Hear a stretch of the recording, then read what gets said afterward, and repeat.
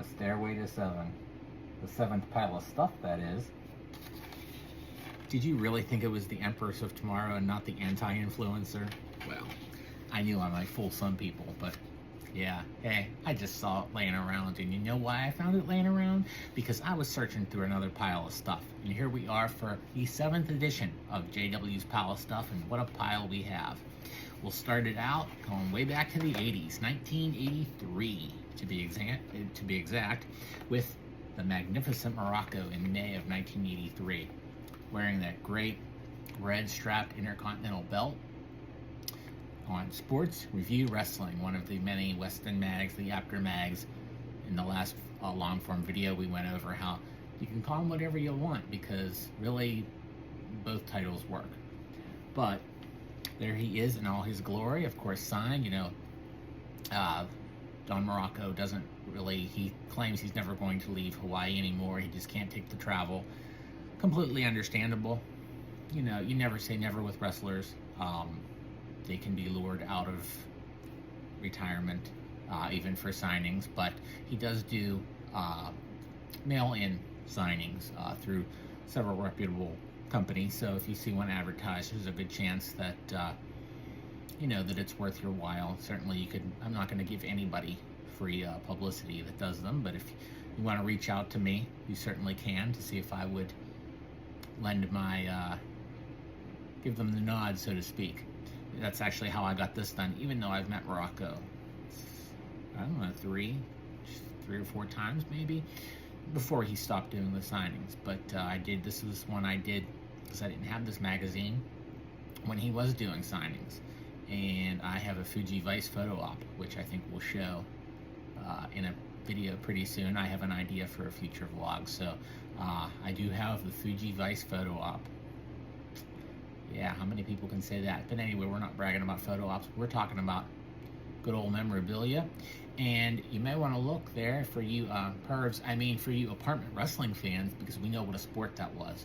That is actually Nancy Sullivan, Nancy Toflani, Nancy Benoit, whatever you want to refer to her as, the late woman, Fallen Angel. That is her there before she became Fallen Angel. Right there on the cover in apartment wrestling. That's a story for another day that I don't think I'm going to tell. We'll stay in the 80s and we'll go the figure route, since, you know, everybody's been talking about the Big Rubber Wars, as I deemed it, with the Big Rubber guys, and of course Mattel LJNs. Remember where you heard that first. Coming soon, very soon. It's time to look at some LJNs, and we're going to look at one right now that's just a beautiful example of someone that I feel, despite having 3 LJNs, was never properly represented. And that is none other than Andre the Giant. And there he is. And I picked this one because, I guess a few years ago now, I randomly found this Andre. And for you loose LJN collectors, you know that a clean butt is very rare. It was like a couple bucks, and I'm like, how can I not add that to my collection? And it was funny is, this happens to me so often, is for years I'd had one that I bought secondhand, and he had some kind of pink highlighter. I guess they used his blood on him, and I could never, I tried my best to get it off. It would not come off. Plus it didn't have the shine that this one does. I mean, this one looks like somebody just took it off the card and just displayed it. Which I have some other LJNs like that from somebody's collection, but this one I just randomly found at a show, and the one with the highlighter I ended up selling on eBay for more than I paid for this one. So as usual, it worked out. I love when a plan like that comes together, and it often does. There he is, Andre, and I guess, the worst is the third one. It's basically just a redo of this one, with the black strap painted on the wrong side. It's awful. I don't care how rare it is. It's an awful figure. It's one of the worst. It makes the Brood look amazing. Then the first one, which was the long hair, that one's okay, but it really doesn't look like him. At least the face kind of looks like Happy Andre. I mean, you can see him lumbering down the aisle at WrestleMania 1 and tossing the money out. I mean, this is if you gotta have one of the LJN Andres, this is the one. I do know that Big Rubber Guys is now adding Andre to the lineup. Somewhere, I don't vote in their voting polls, but somewhere I left a comment. They love their repaints, they love their exclusives. Why not do the Andre that no one has ever done? 1992 Andre. You can do him in the blue, because he wore that in Japan. And you can repaint him with the green and the red. He wore the green and the red in Mexico, and it was the green he was wearing in the famous Bad News Brown poop match.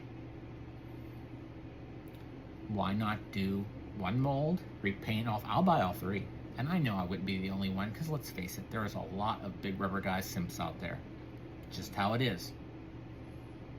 We need it, let's do it. I don't really need to see, I mean, I don't really need to see another blackstrap Andre. I mean, yeah, it would be worlds better than the one we have, but do something different. The suit was mentioned. I do like that idea, because I was a big champion for the idea of the suited Andre in the Mattel line. I have both and a custom I did, which I'll show you guys out of one. But you know, we've been there, done that. Let's go last year, 92, the last full year of his life, the last in-ring year of his life. Let's do it. Let's do it. There's your Andre. Now the rumor is, and I rarely go from figure to figure, but I want to have a nice segue here. The rumor is that Mattel no longer has Andre right now, which is crazy. But according to the influencers, just in the past few days, another legend, huge legend, is back under the WWE Legends contract, whatever the deal is, but he is available to Mattel again, is the rumor. According to the big, all-knowing influencers, well, the anti-influencer had to leech onto that, or latch on to that, I am a leech, had to latch on to that news, so I figured we'd throw him into this pile of stuff. And of course, I'm talking about the master of the Slim Jims himself, Macho Man Randy Savage, and this is the Mattel Slim Jim San Diego Comic-Con, God knows what year, I don't remember, Macho Man Elite figure. And you know me, I open everything. I opened this to pull it out, but I've never actually I've never taken the figure out, because it does display very well, and I just thought, what am I really going to do with a Macho Man Slim Jim figure other than just kind of look at it posed? So I thought, why not leave it in the display box, because the display box is nice. And this I haven't opened this probably since I got it. There it is. And there he is. And you know, nowadays, I probably would have gotten two. But they were hard to get. They were never easy to get like the Comic-Con exclusives with now, which compared to then are very easy to get. And, you know, they did a very similar look. It's not exactly the same, but they did a similar look as far as the colors and everything in a regular Elite. And I've seen people now buying the Jay Lethal AEW Black Machismo figure and putting the jacket with the tassels onto the Elite in those colors, and it looks I mean, very close. So, but this was the Slim Jim tribute, I guess you'd say, figure. When they were doing the store displays that people were probably paying off, you know, the hayseed behind the counter. I like that Slim Jim Macho Man little display. Can I have it? You want to give me a pack of cig, buddy? I'll give you that thing. You know, these people just latch on, you know. There's that word, they leech and they latch. And, I mean, you know, more power to you if you do it, but I'm not going to run around to every 7-Eleven hoping to find some dumb hick behind the counter who's going to sell me a Macho Man display. So, I don't have one, and I'm not paying, you know, everybody ran to, like, Craigslist. Is that even still around? And Facebook Marketplace, and, of course, eBay, and they're like, $100 for the little Macho Man display. Not for me, buddy. I mean, if you want to, I'll pay you $20. It's the most I can do. That might be a hint to a future vlog, too. We'll see. But anyway, back to the Macho Man Slim Jim. It is a nice figure. I don't know that they'll ever redo it. But I could see them if they somehow, I mean, there's WWE is still with Slim Jim sponsor, so I just find it hard to believe we're never going to see those little figure-size Slim Jims again. So who knows? They love to redo everything. Will Slim Jim Macho Man make it into their greatest hits from the vault, whatever they call it? Who knows? But, you know, someone who needs to return from the vault, meaning their personal appearance vault, because they evolved themselves for a few years. One of the nicest wrestlers to meet is Hillbilly Jim. And I'm not saying that because I've never met Hillbilly Jim. I first met Hillbilly Jim 30 years ago. And this was but he hasn't done stuff in maybe about 10 years. I think he did one thing. He needs to come back out. I'd like to see him again. And the list of legends is getting very limited to do appearances. But at that first appearance where I met him in 1995, it was my second wrestler meet. So my second wrestler autograph, but it was my first official, real promo photo. And there it is. Hillbilly Jim wrestling, who I've always thought to be Pez Whatley. And I think I did find the squash match from like 1990 where that occurred. But there it is. You can see it's dated 1995, and I don't think it does not have a P number on it. But it is from 1995. There you go. And it is Coliseum Video, because Hillbilly Jim was involved, kind of like a goodwill ambassador, spokesperson for Coliseum Video after his wrestling career ended in 90, and before, and probably during his little run with the Godwins in 96 and early 97. And so he was so nice. I didn't get a photo with him. I wasn't big on that then. It was so funny because I just happened to be in the store, and it was at the Giant Eagle Supermarket in Murraysville, Pennsylvania, which is a somewhat affluent suburb outside of Pittsburgh.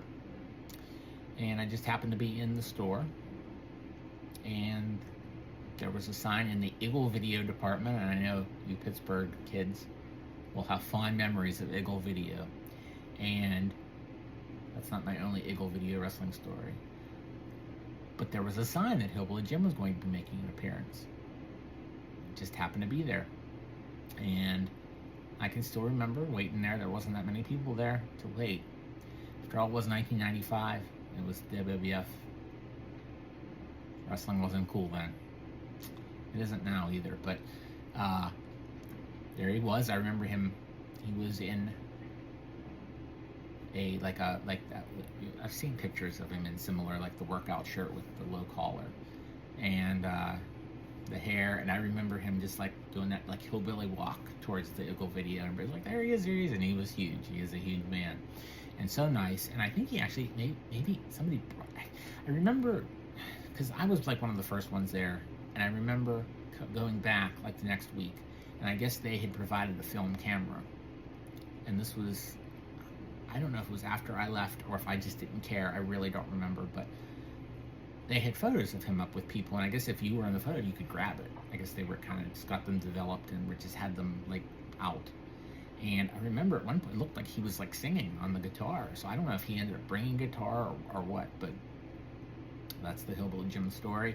And he also had these Coliseum Video WrestleMania 11 like fold outs, and I do have one signed. He signed it on the WrestleMania logo, and I had a few extras, and I cut a few of them up back then just to make things. I shouldn't have done that because I did end up selling one that wasn't signed. None of the ones I cut or sold were signed, and yeah, I sold one for quite a bit because it was Coliseum Video. It was rare, you know. So here we go, my first promo photo ever. And finally, you know, Coliseum Video, you know, AWA did video too. And I just saw this laying around, and I was like, yeah, Precious and Steve Regal and Jimmy Garvin. And this was from the video line that was Kids Classics. That's who it was, Kids Classics Home Video. And of course they did a whole bunch. Larry Zbyszko and Sergeant Slaughter and the Road Warriors, and a whole bunch of mixed tapes. with Rick Martel and Michael Hayes, and then there's variants. I mean, the Sergeant Slaughter tape, I think I have 3 different versions of. I have a Larry Zbyszko one sealed.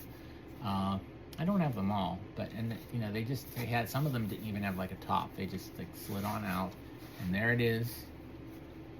Tape itself, very beautiful shape. Somehow I got a bunch of these, like just in great shape. I don't remember anymore. I used to remember where I got everything, and now I don't. But of course, I think Jimmy Garvin and Steve Regal with Precious, I think they are most remembered by collectors. The whole group is because they were a 3-pack. They were the tag team 3-pack from Remco with Precious, and it's one of 2 of the Remco AWA items that I have on the card, and I have it signed by all but Precious because she was scheduled to be at my first NWA Fan Fest, then was the Mid-Atlantic Fan Fest, and he showed up, but she didn't. She'd been to the 2 previous ones. Apparently she had a bad experience with a fan. I've never heard it fully explained. I've asked him if she would come back out. No, she won't. You know, you never say never, but I did end up getting the photo that I had, that I'd gotten him to sign at that show. She was also in it years later. I did end up getting it signed. We'll show that sometime. I'm not going to say, just not going to say how I got it signed, but I did. I set it up. And I would like to get the 3-pack signed because she's the only one left I need on it. I met Steve Regal in a very rare appearance. I mean, I don't know that he's done anything else. At a Legends of the Ring in New Jersey, he was brought in as a vendor guest. A vendor brought him in. It was just like nobody was even getting them. Mr. Electricity.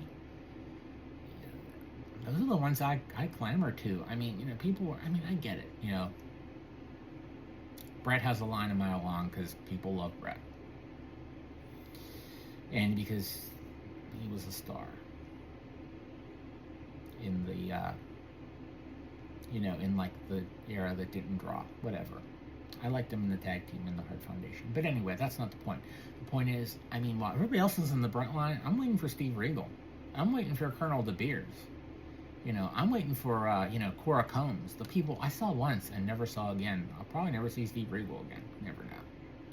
I'd like to see him again. The Gathering, Marty, book it. But, yeah, there's just 3 people you never thought you'd see have a tape and a figure set, and there they are. So, that was the 7th JW's pile of stuff. I love doing these. It's so much fun, because I can just yank 5, bad choice of words. I can grab 5 things. I can take 5 things. I can just take 5 things out of the messes that are my collection. I do say messes because it's really grown into its own thing, and you know, I can show them and we can talk about them and we can all enjoy them and learn, and that's what I started the blog for entertainment and information on wrestling memorabilia, and I'm continuing to do that with the vlog, and I'm having a ball at it. If you are in the, I don't like to make these, I like to make them timeless, but I will mention something that's coming up. If you're in the Western Pennsylvania area, surrounding areas, there's something coming up this Saturday, and I'm going to have, I've already done something on it, it's on my channel, but I'm going to do a separate little short on it, a new one. You're going to want to, if you're in the area, you'll want to come. Clear your Saturday, September 20th, this coming Saturday, from the time that this is being done. You can meet me. What's more exciting than that? But that information will come in the next night or 2. If you haven't already, if you found us maybe through the shorts with the Coliseum Collection Warrior and Honky Tonk Man figures, because they got a ton of views, I'm so thankful for each and every one of them. If you haven't already and you found us that way, please like and subscribe. It really helps grow the channel, grow the beautiful face of mine, its reach across the galaxy to all the people who need to learn about wrestling memorabilia, or who just want to sit and look at an ugly guy for 20 minutes, because that's what you guys are doing, and God bless you for it. Thanks for watching as always.